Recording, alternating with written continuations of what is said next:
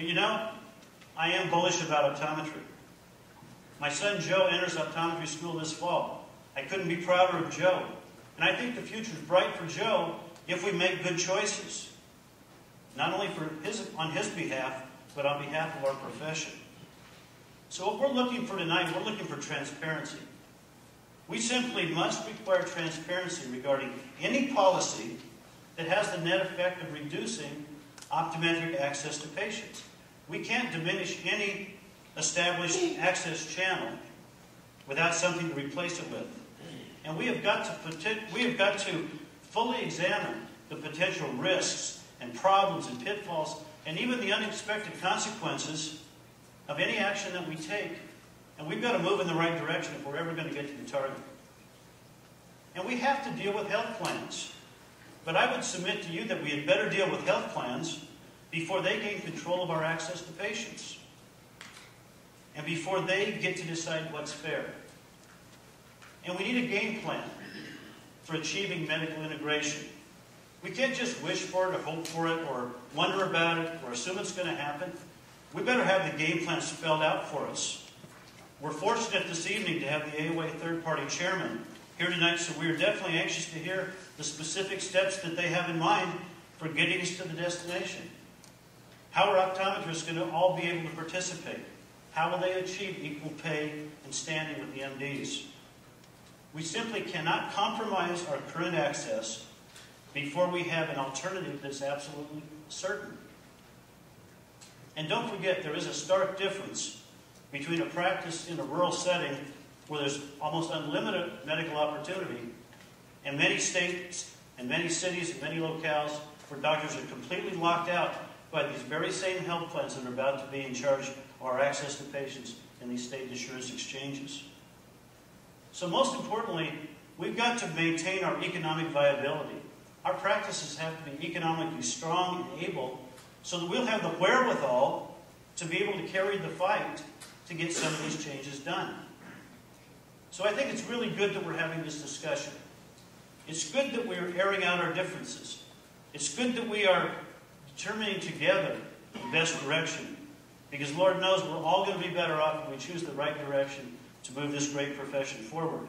So again, I commend you for being here. I thank you for coming. I thank you those on the webcast for doing the same. I trust that we'll have a productive information exchange tonight. And again, thank you. Okay. Thank you very much to both parties for those interesting introductions. I think that they answered some questions and maybe raised others for those in the room. What we're going to do now is to move to questions that have already been submitted by those people that have registered for the event tonight. So I'm going to start off with questions that were directed at both organizations, and I would like to invite the AOA to respond first to this particular question. So the question is, what are the most important points you can make to ECPs about what healthcare reform will do for the profession? That's a great question, because healthcare reform is so much more than standalone vision plans, as each of us can attest to. We live this and breathe this every day, and very often devote more time to our area of expertise, me and state legislative issues, Steve and third party, and Roger, and federal relations than our own practices. You know, Roger made his 100th trip of his career to Washington, D.C. this year. So, Roger, do you want to talk a little bit about, is it possible to summarize it in 5 points? The Harkin bill, like I said in my opening statement, is one of the greatest feats that we've ever done as far as AOA. I was told over and over, I've lobbied for years, that it could never occur. Now the Harkin amendment, and I'm going to just read a little bit and explain as I go along real quick. It won't take long. And then I got one more other point I'll make. But a group health plan and a health insurance insurer offering group or individual health insurance coverage shall not discriminate with respect to participation under the plan or coverage against any healthcare provider who is acting within the scope of that provider's license or certification under applicable state law. This, in other words, where you went to school means nothing. I mean, you can get paid because you're an optometrist. They cannot discriminate because you're an optometrist. This is not, though, this is under a class of profession. It's not an individual optometrist you know, in every single city that can be participating. This is a class of profession, so it gives an opportunity for each of you to possibly participate. Now, this section shall not require that a group health plan or a health insurance insurer contract with any health care provider willing to abide by the terms and conditions. So in other words, any willing provider issue. They do not have to take every single doctor who wants to be on the panel, but the panel has to be open to, if they offer eye care services, to OMDs and to ODs. Now, what this also did is it opened up for the first time, I mentioned in my statement too, ERISA, where we've been locked out for years, that there are there's a population now that we can actually see. It cannot keep us away from that population, which is huge. Now, the other thing is with reimbursement real quick. There is reimbursement parity amongst OMDs and ODs for the same procedure, except when it relates to performance or quality issues. So in other words, if you are better at performing these measures, you could actually get paid more than an OMD. So remember that. Quality issues, you do well, you get paid more. Last real quick thing was the biggest one was, again, a pediatric vision care benefit. This is going to bring millions of kids in to our offices. We worked for years and years in the Senate and the House trying to get something passed. It never did. But like I said, this is, again, is a great opportunity for our profession of pediatric vision care. Okay. So VSP, would you like me to repeat the question? Okay. So the question is, what are the most important points you can make to ECPs about what healthcare reform will do for the profession? So I'm going to take this question on, and I certainly want to harken back to the areas of access to patients and parity. There's nothing about the Healthcare Reform Act that guarantees that we're all going to be able to participate. I would challenge you to read the Harkin Amendment yourself and draw your own conclusions of exactly what it says. But it definitely leaves some open-endedness regarding exactly what it does mean, and it is not entirely clear of any protection beyond what's been spoken of this evening. There's always exceptions. The exceptions that the doctor down the table was just talking about are very real exceptions that could affect you and me. That's a problem. We've got to be concerned about who controls our access. If things change in the way they're set up to change right now, if health plans become the controlling factor in these health exchanges, it will be they who determine who gets to play on the panel. It will be they who determine what procedures can be done by who, and it will be they who determine who gets paid what. And I think that's a position that optometry has always been trying to stay away from. We're trying to be in charge and in control of our own future. We certainly don't want to trust it to health plans that routinely discriminate against optometry. And by the way, I think we ought to look at our medical colleagues. There are many ophthalmologists who are currently on vision care panels who have embraced the idea of access and then bridging that patient from vision care to medical care and back and forth. They certainly have seen the virtue in that. So I would challenge us to think about the fact that our medical colleagues are valuing access very high. All access is good access. Access is opportunity. We need to maximize our opportunities, and in doing so, we need to allow standalone vision plans to participate so that they can fight for direct access, and that we can continue the battles for medical equality on the other side. Okay.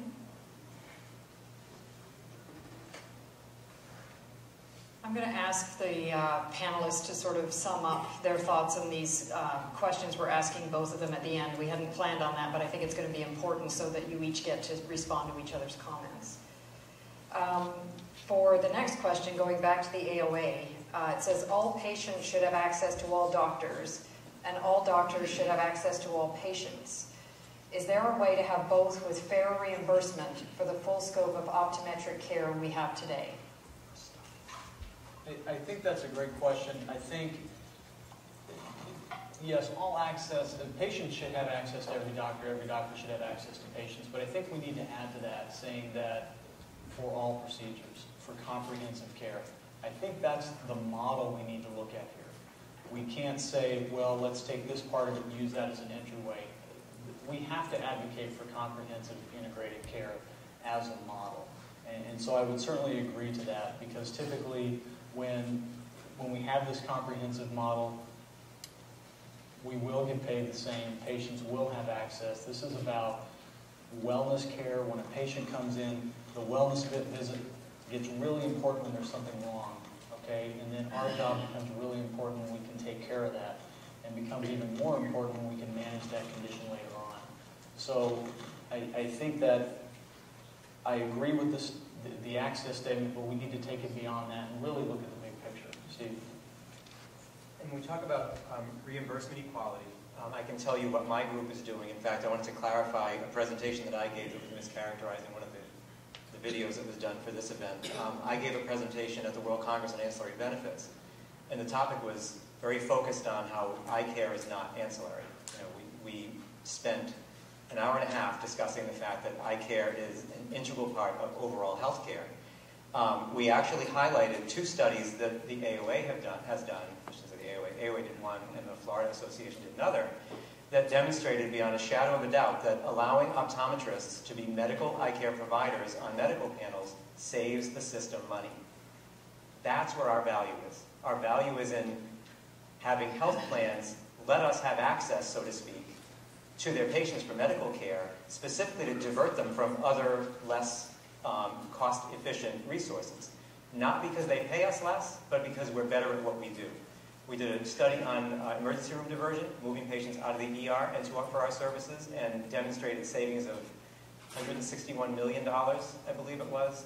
The Florida Association did a study that was very similar.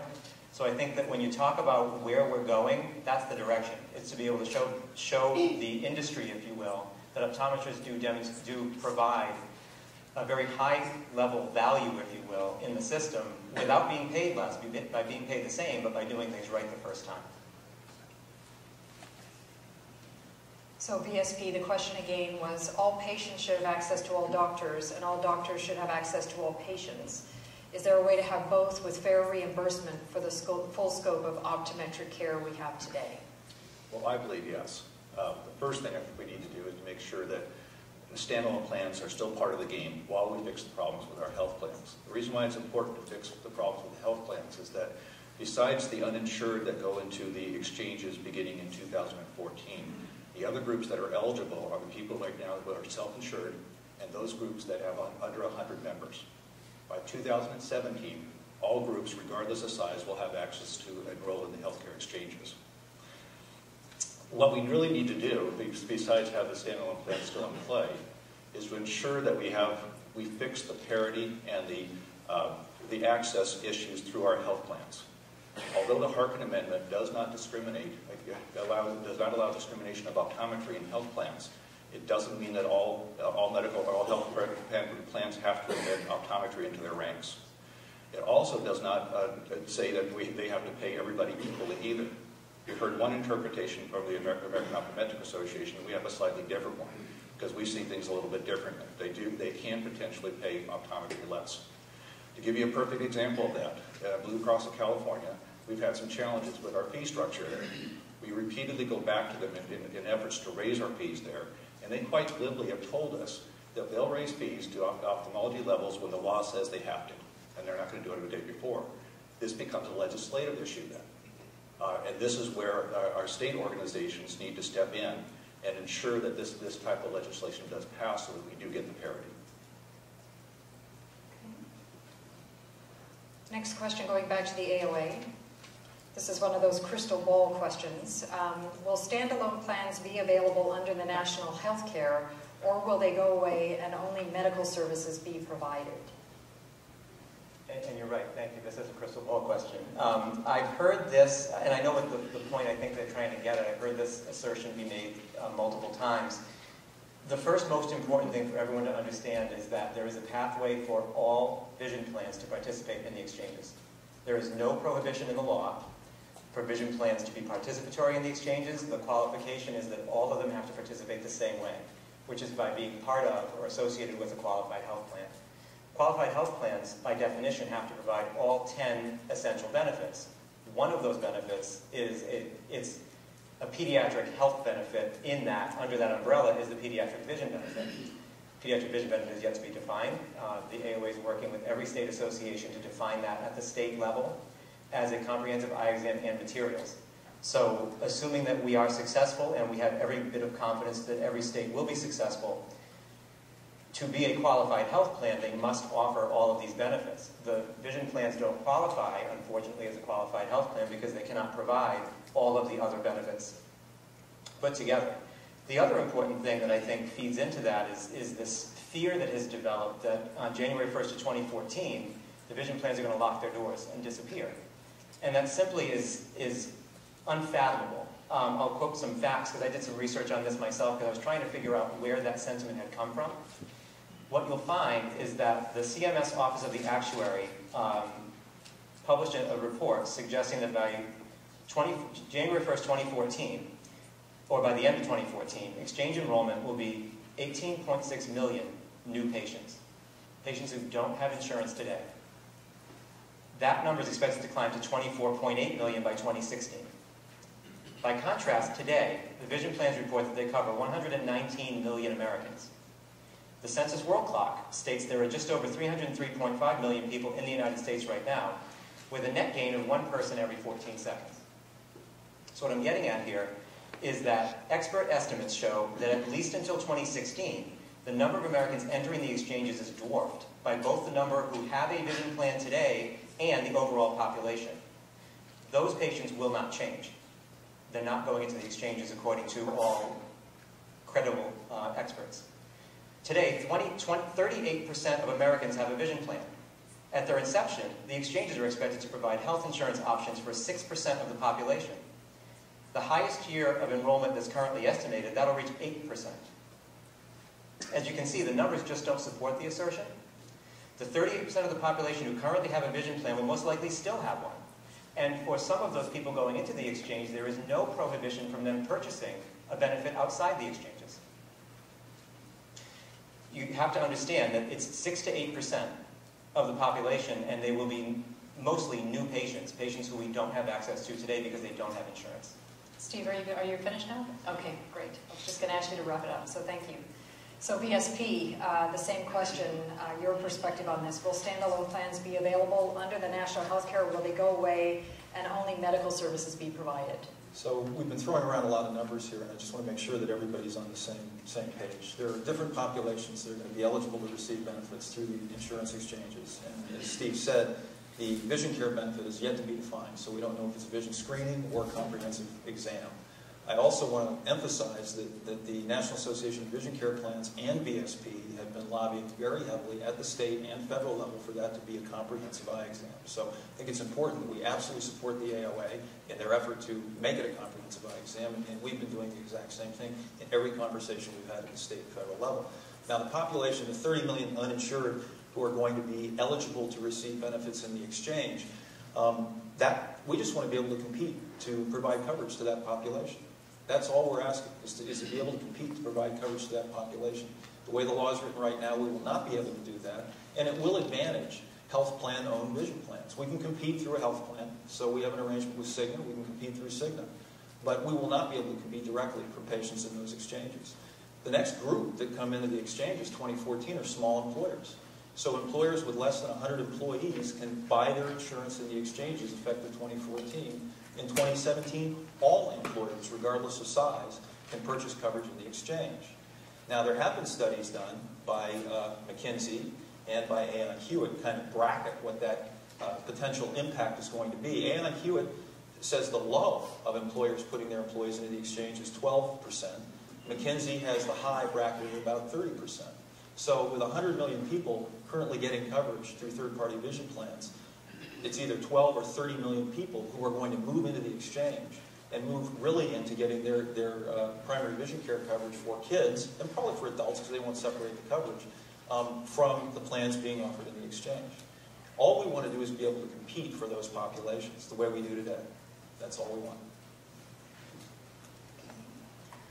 The next question, going to the AOA. What is your plan that will ensure that we will have continued access to all the patients who are currently covered by standalone plans? Patients who have standalone plans currently, or plans with a health plan attached to it, these patients have vision coverage because their company has offered it to them. It's a very high payoff target for companies. It's a very low-cost benefit that they can provide that their employees get a lot out of. The marketplace has set that up for years, and so that's where we are now. Okay? After the exchanges are set up, okay, for one thing, all the existing plans are going to stay the same. No one's going to go anywhere. Everyone's going to keep their existing coverage. Everyone's going to keep their standalone vision plan. 270 million Americans are going to keep their coverage. So nothing is going to happen to those folks. They're still going to be covered to go into the same offices they've been going to for years. As large companies move to the exchange, simply because of how that's set up, we just don't see any evidence that those companies are going to stop offering this vision benefit to their employees. We just don't see any evidence of that. Vision care has never been mandated under any government program, and yet it's still being offered to, even through these folks, 57 million Americans. We just don't see that market going away, folks. So for one thing, creation of the exchange is not going to be a loss of anyone's patients. It's only going to add to it because of the children's benefit and some other things that we talked about. So, Steve, do you have anything to add to that? That's kind of on top of some of the information you presented. Steve, you have to be brief. Okay. The only thing I would add is that if you look at, again, Congressional Budget Office and the Joint Committee on Taxation estimates, they're estimating that if you talk about the same businesses that are potentially going into the exchanges, 3 million to 5 million fewer people on net will obtain coverage through their employer from 2019 through 2022. So again, the CBO is something that I think is a reliable source, and they're not talking about huge numbers moving from employer-sponsored plans. So I know VSP has a different opinion on this issue. So what is your plan that will ensure that we will have continued access to all the patients who are currently covered by standalone plans? Well, our intention is to compete in all the marketplaces in the best interest, business interest of our 28,000 network doctors. Part of that involves joining the state exchanges. We have a proven track record of growth, and we plan on continuing to grow too. In fact, as last year, we paid our doctors over $3 billion.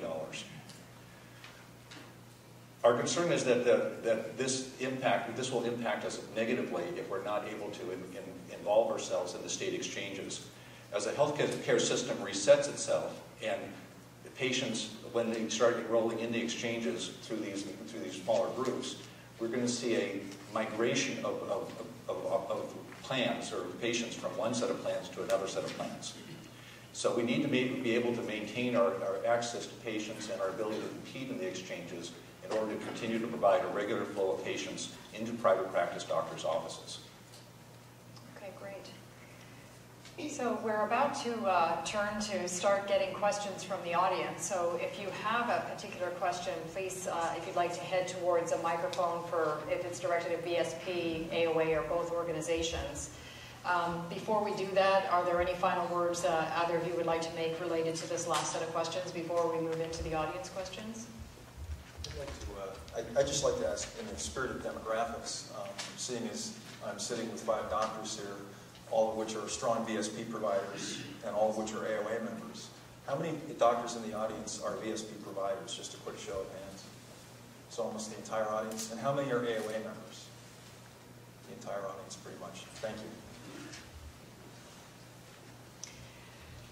Okay, I would like to go ahead and start with the audience questions. So because we've got the simulcast people that are engaging with us, I'm going to start with them.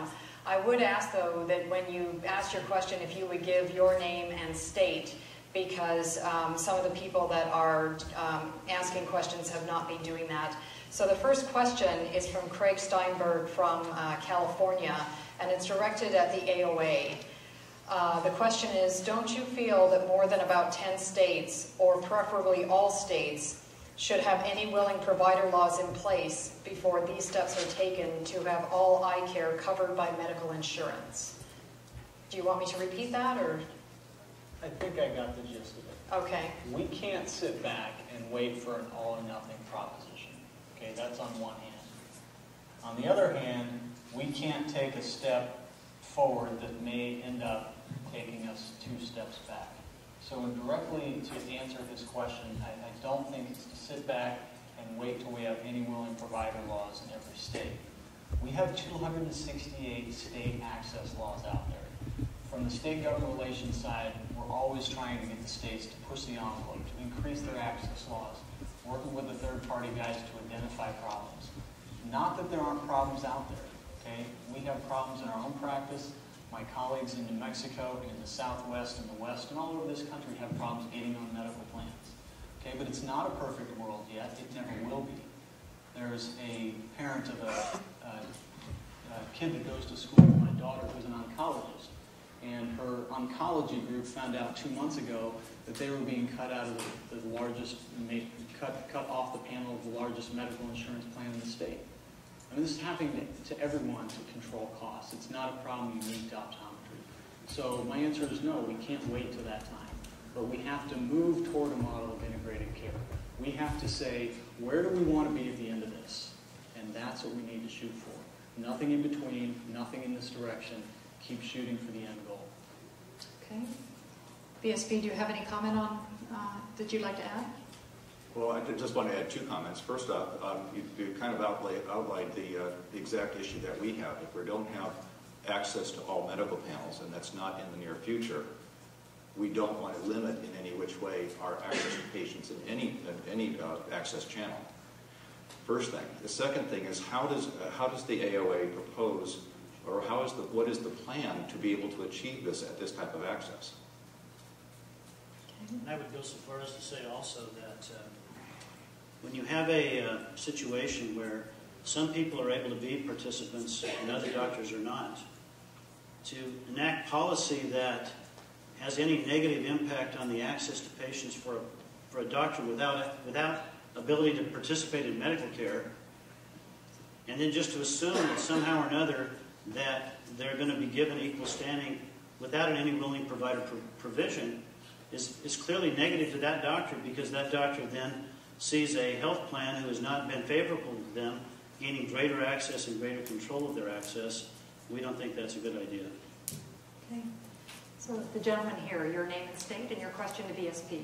Dr. Mark Hennon, I'm representing the state of Minnesota. I was just at the board meeting last week. In Minnesota, we view standalone vision plans as one of the greatest threats to optometry that's come down the road in years. I want to give you 2 scenarios. I'll be quick, followed by a question. I have a friend of mine who practices in New Jersey. He was being paid by Cigna for medical care. He did not take VSP because it did not fit his business model. Now, to provide the same services that he provided before, he has to take VSP. He doesn't get a choice in the matter. Second scenario. In northern Minnesota, I just got this call last week from an OD. In northern Minnesota, and a patient came into this OD's office for treatment of iritis. He was treated, taken care of. The OD billed the insurance company. The insurance company denied it and said that VSP is now providing the medical eye care services to this patient. He then rebilled to VSP, and he got reimbursed at considerably less than he would have from the health plan. Given that VSP's stated claim is to be for the private practicing optometrist and to improve their lot in life, how does either one of these scenarios improve either one of these OD's situation? Yeah. So I think that both of those are good examples in terms of, and we'll use Cigna because you brought up Cigna. When we entered into the contract with Cigna, Cigna went out to bid. They looked for an aggregator. We bid on it. We won the contract. Cigna determines the fee levels that are being paid. We don't determine the fee levels on Cigna. And we did it because we were able to get access to 15,000 other ODs, Cigna Medical Care. And for every doctor that may have felt that they took a hit on their fees, there are just as many who got access and just as many who were already seeing Cigna patients who are getting paid more. And the problem we have is we're in all 50 states, and our board makes decisions based on how can we get all the boats elevated at the same time. And sometimes some people don't get elevated, they get hurt by it. And then we try to work back and work those things out. Our intent is to work those things out. But 15,000 doctors that didn't have access to Cigna medical care prior to that contract being enacted with us, we thought was a gain. And half the doctors that were seeing Cigna patients having an increase in the fees that they were getting from Cigna, we also thought was a gain. Unfortunately, there were doctors who were on the Cigna panel who took a fee cut, or who had to join our panel who may not have been on our panel to continue to see Cigna patients. And that's a problem. I agree with you on that. But we have to work those things out. And the boat was lifted for so many more than it was actually sunk for. And, well, it's state by state and region by region. And you know, we do things on a national basis. And so then we try to work back and make the corrections in those places where there are problems. So we do try to do that. I want to emphasize one point also. Before BSP came involved in that contract, only 6,000 doctors across the country had contracts with Cigna. After that, 21,000 did. From my earliest days in involvement in my local optometry society, the California Optometric Association, I was taught that access is everything. It's not even worth talking about fees until you have access. Without the access, there's a problem. So the board of directors, where I was on that vote, voted in favor of improved access for over 15,000 doctors across the country. Okay, I'm assuming AOA, do you have a comment you want to make? It was directed at VSP. Just one comment on that, because this is one of the largest problems that affects our colleagues across the country is when you're forced to join a discount material benefit plan as a condition for being a medical panel provider. Ophthalmology is not. So what happened in that Cigna relationship is they created a discriminatory situation. While they may have raised some votes, they raised them in discrimination. What we found is, for example, doctors who cannot qualify to become a VSP provider because they don't meet the mandates, they don't own 51% of their optical, they maybe practice next door to a lens crafters, well, they're still optometrists and they still should get our respect. They can't see a Cigna patient for a medical concern. The other thing that VSP didn't consider in that relationship, and I'm getting complaints about this every day, VSP and Cigna are not always sold together. So we have many patients now who have Cigna and iMed. They go to an iMed provider, who in many cases, traditionally they've been the doctors who practice co-located with the lens crafters. When their complaint is blurry vision, when they walk in the door thinking they're going to get new glasses and they have a medical concern, a retinal detachment, a cataract, dry eye, how are they supposed to be treated? What are our colleagues who are being discriminated against in that case supposed to do? So I don't think that 15,000 is really an accurate number if you do a net count. Okay. And so if we took this group here and said, you're being paid the same as ophthalmology, none of you are getting paid at all, we're going to change that scenario and say, now you guys are going to get paid less and everyone's going to get paid less because you're not real doctors. How do we reconcile that? We don't think that's necessarily good policy. There's got to be a better way. Okay, I'm going to cut you off here, okay? Thank you. So the next question is the gentleman at the microphone going to both. My name is Leland Carr. I'm here from the state of Oklahoma. I also happen to be an assistant dean at the Oklahoma College of Optometry. First of all, an observation. I hope that you all have a chance to digest what's been said after the fact. You know, look at the replays yourselves. I can't miss the point that there's actually more agreement between the two parties than disagreement. Please take a look at that. But my question is actually, in the event that non-medical, non-comprehensive vision care becomes the prevailing eye care benefit under health care reform, what do you imagine the impact on optometric education is going to be? Who would like to take that first? Well, I can take a stab at that. Do I have the option? Okay. Thank you. Breaking the rules here. We believe that